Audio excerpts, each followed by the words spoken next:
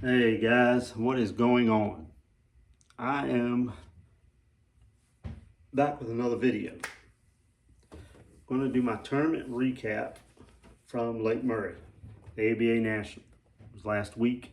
So I wanted to do this as quickly as I could from, getting home while it was still fresh in my mind. Um, First, let me say thank you to all of you that have subscribed to the channel. I'm up to 840 subscribers, trying real hard to get to 1,000. You guys can help me with that. Um, Share the videos. Also, some of you that come back on a regular and watch the videos but aren't subscribing, just, do me a favor and subscribe to the channel. I'd appreciate it. I'm just trying to make the channel grow, and I'm sharing, all the things I've learned over the years to catch more fish, catch more bass. That's the reason why I wanted to do this. So I appreciate anyone who would share the videos, and thank you to all that have subscribed. Thanks for all the comments, questions, all the feedback in the comment sections after each video. I make it a point to reply to the questions just as soon as I see them, as soon as I can. If I'm at work, sometimes it may take me a couple of hours or so, but I usually get back to you guys really, really fast. And we've shared some really good information just back and forth in the comment section. So again, I appreciate that. I got more videos coming. Obviously, I'm going to keep coming up with new stuff. It's hard sometimes because there's so much going on YouTube when it comes to fishing. I try to stay away from the drama. I don't talk about a lot of the stuff with everyone hating on forward-facing sonar, and I just try to stick to the fishing, guys. I just stick to things that have worked for me, things that I've learned that I can share that can help more people catch fish, and I've been able to do that. I've gotten several comments and gotten some feedback from several guys that have said that they've learned something on the channel that's helped them catch more fish. That's the reason why I started doing it. Now, having said that, let's talk about Lake Murray. It was a good week, fun week. I enjoyed myself, camped right there at Jura Island State Park. There was a lot of the guys competing were there also. A lot of locals were there. I make it a point to stay away from the whole dock talk scenario, and you know. But one thing that was obvious is a lot of even the locals and the ones that did well in the tournament were saying the fishing was off. They said Lake Murray was fishing at about a 6 or a 7. It wasn't. The herring spawn, the blue herring spawn, was a little off. Shad spawn was hit or miss. There was guys saying they were still catching bass on beds. There was guys saying they were catching bass garden fry. I didn't see nothing on a bed, and I didn't look for nothing garden fry. I did look for a shad spawn, and wasn't really able to find much of it until the last day of practice. Actually, the last hour or two of practice before we had to go to the pre-tournament meeting.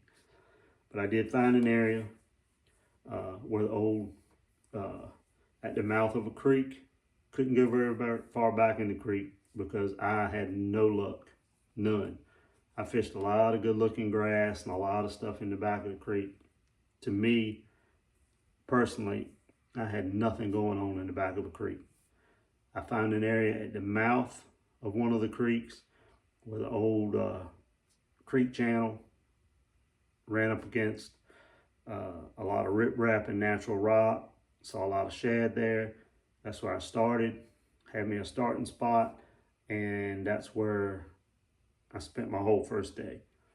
In practice, let me back up just a little. In practice, I caught some decent fish, just weren't getting a lot of bites, and there was no pattern to anything. Everything was random. I'd catch one on a laydown. I'd catch one on a little pile of rock, natural rock off the bank. I'd catch one off a brush pile that I found on the end of a dock. I'd catch one on riprap. So I was like, the one thing that was I could tell was reliable was one thing. I did not see any of the top water bite that Murray's known for. Last fall when I went there, and me and my wife went there and stayed for a week when we were supposed to fish this tournament, but it got delayed because of the storm. Topwater was a big deal. Most of the fish I caught while we were there were either buzzbait or walking bait. I could not find a fish that would come up and eat a walking bait. I didn't see anything schooling either, though, anywhere that I fished. So it was, that part was a little bit puzzling to me because I thought for sure I'd be able to find some of that, and I just didn't. Caught a little bit on a slider head in practice on a green pumpkin worm. I dyed a tail chartreuse with I'd use the spike it marker with the garlic scent, and I would just hit the tail. That's a pretty normal thing, universal anywhere you go.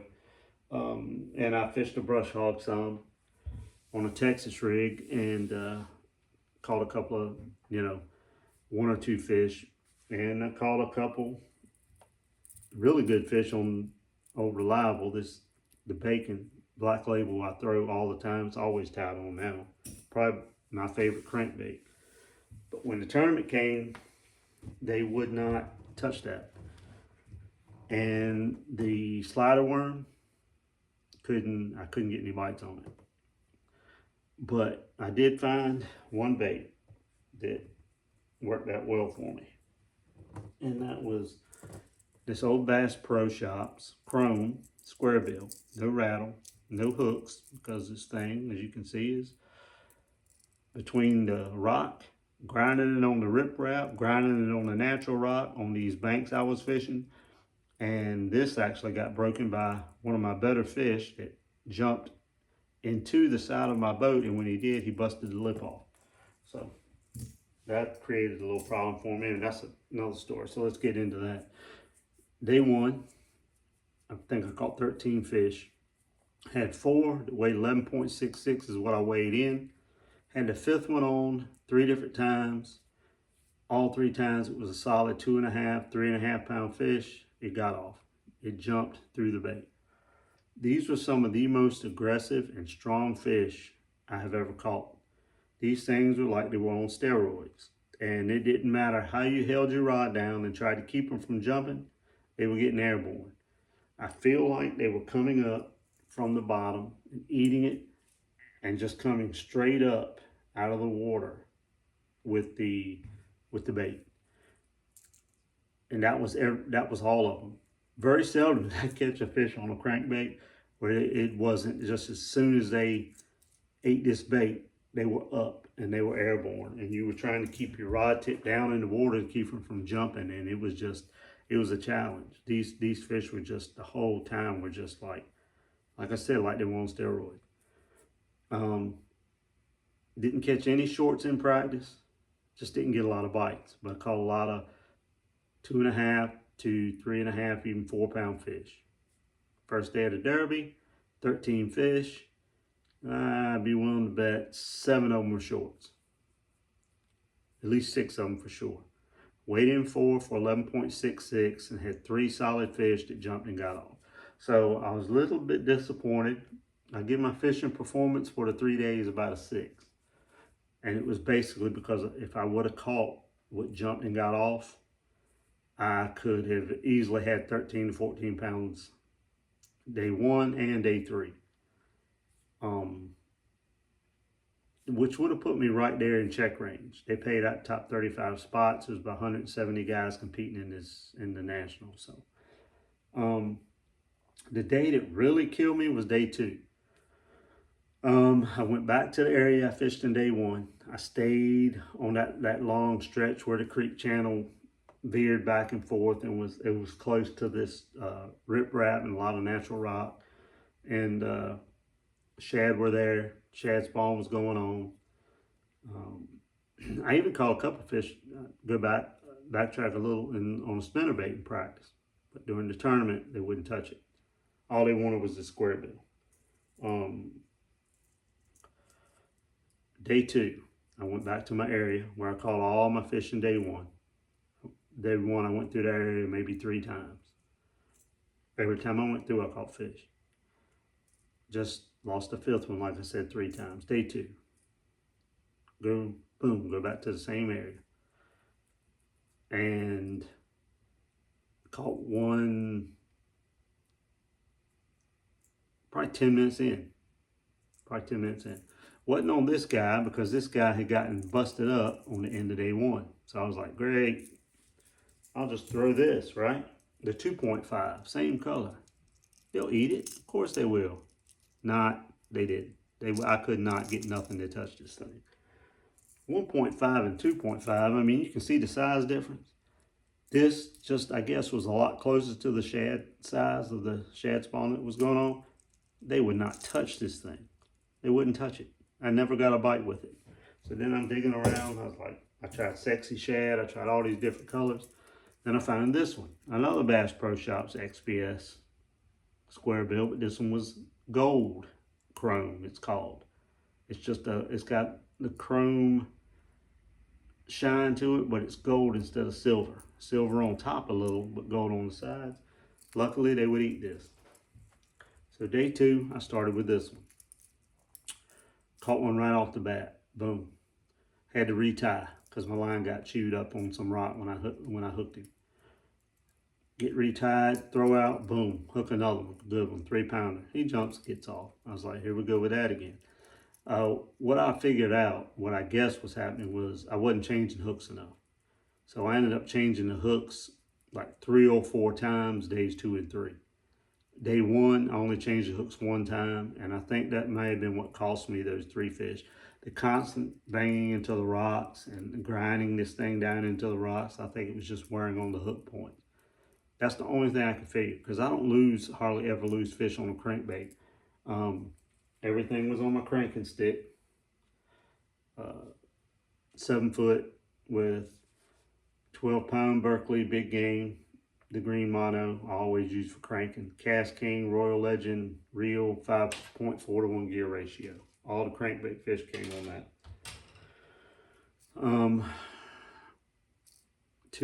That Thursday we had bad storms. Catch a keeper, retie, lose a good one. Boom, the storms come.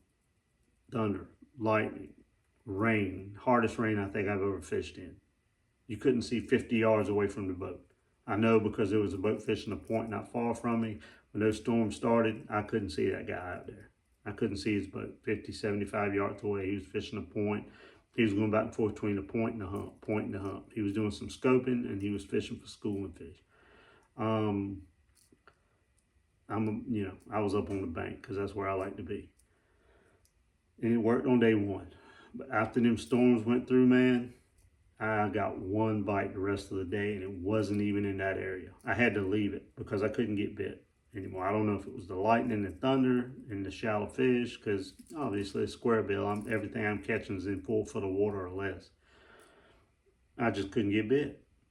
So after that, I go and I start fishing, running around trying to find, channel bank and stuff similar to what I'd been catching them on, trying to, you can do that at Kerr.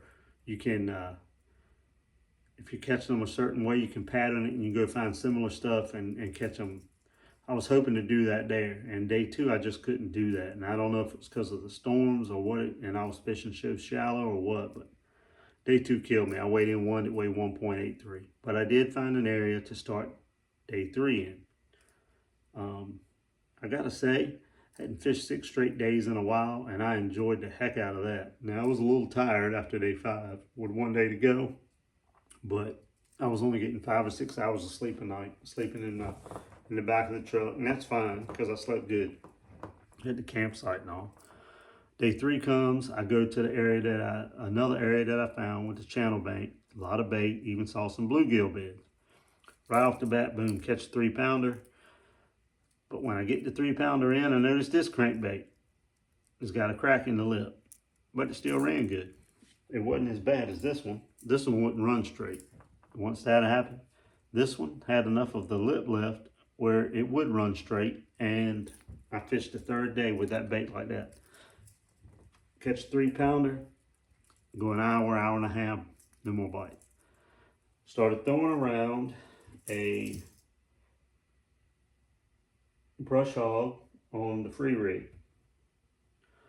3/8 ounce Wu tungsten drop shot weight, the kind with the swivel on it so it'll slide up and down the line freely.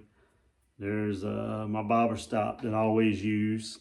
That's a big part of the free rig because it keeps that sinker off of your hook, and and the brush hog green pumpkin with the tails dipped in chartreuse. Started flipping that around, caught a non-keeper, and eventually caught another good one, about 2.5 pounds.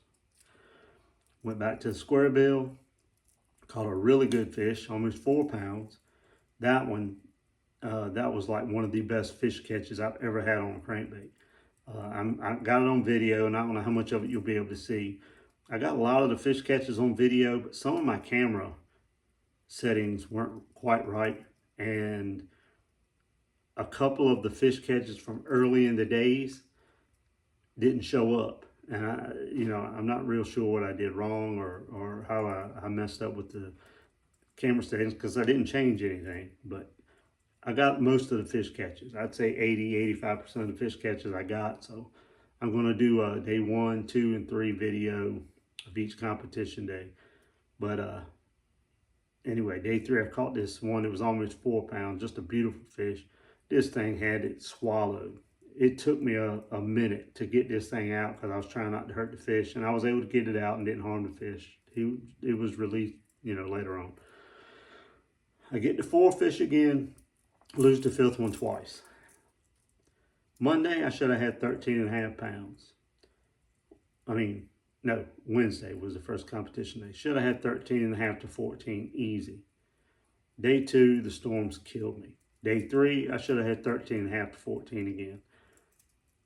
I had the 5th fish on and couldn't get them in the boat. The airborne, they're getting up in the air and throwing the trebles. I changed my hooks a lot.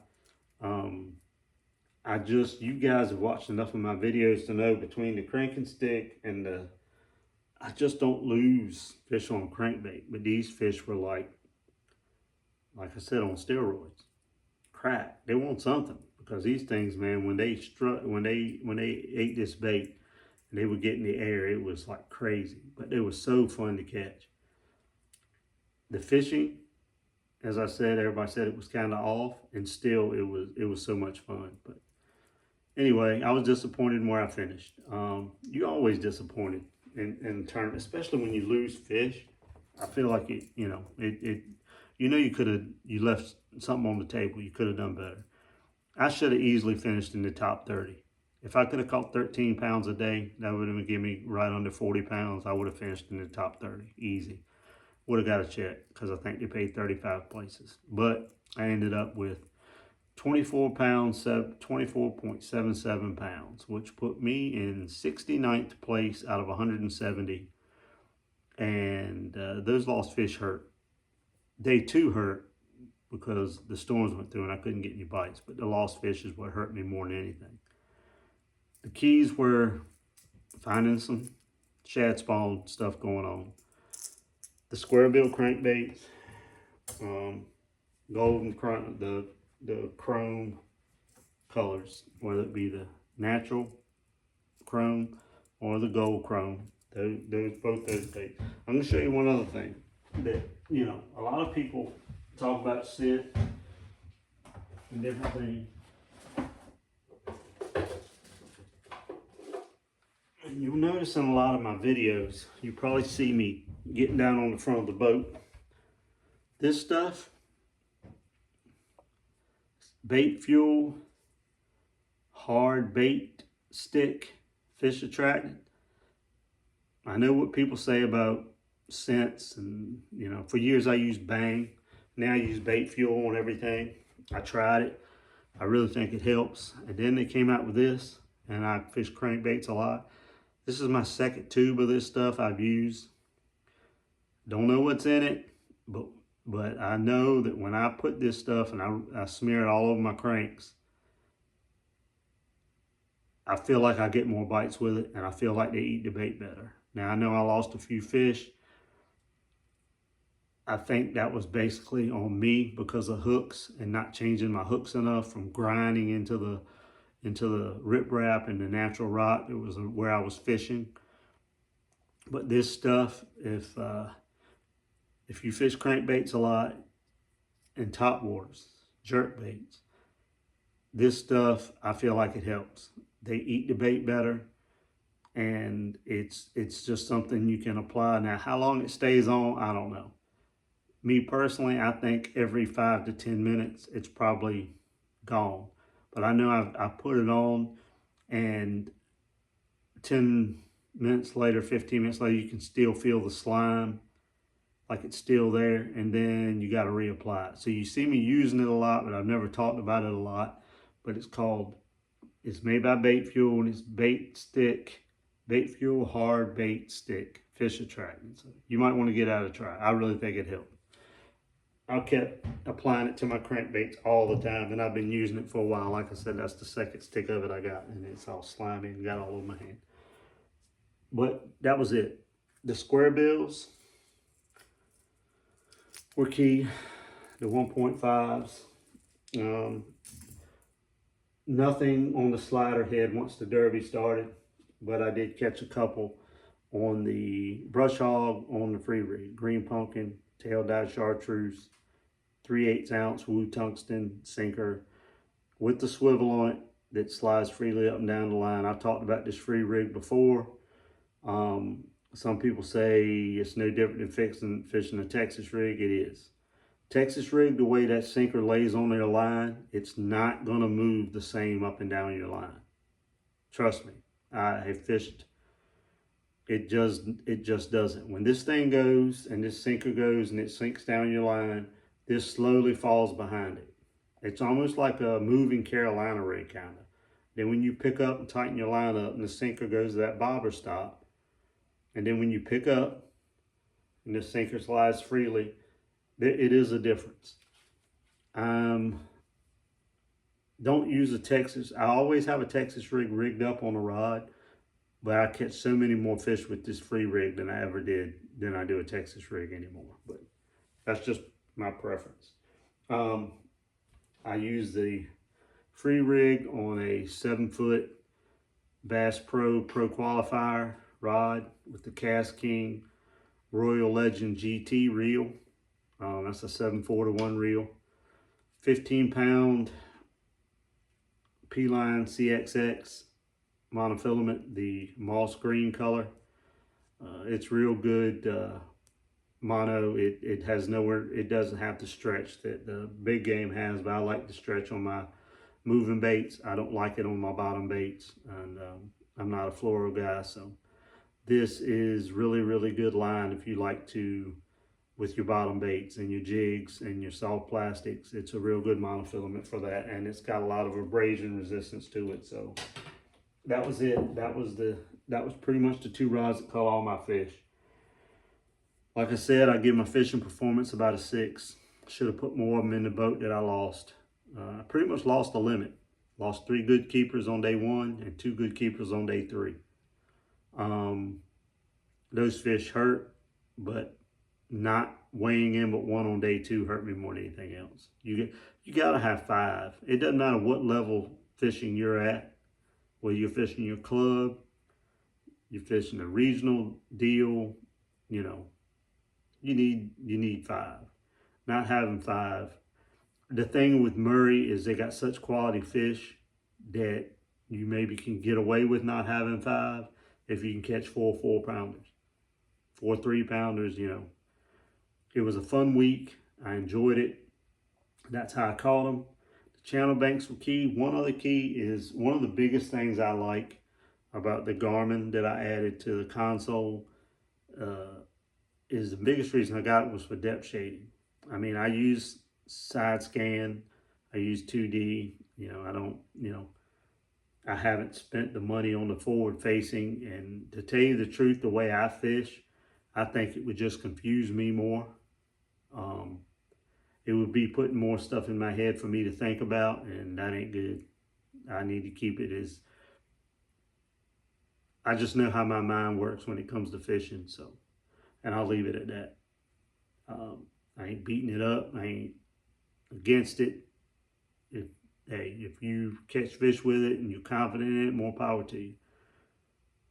One of the biggest things I think people get mixed up with nowadays is there's so many new techniques and baits and styles of baits and so much technology. It's pulling people in so many directions that they don't really know. They've lost sight of what made them and what worked for them in fishing. And I'm trying really hard not to do that. I'm pretty old school, and I know that if I keep my mind in the right place, I can find my own fish and I can catch them my way. And it may not always be enough to win.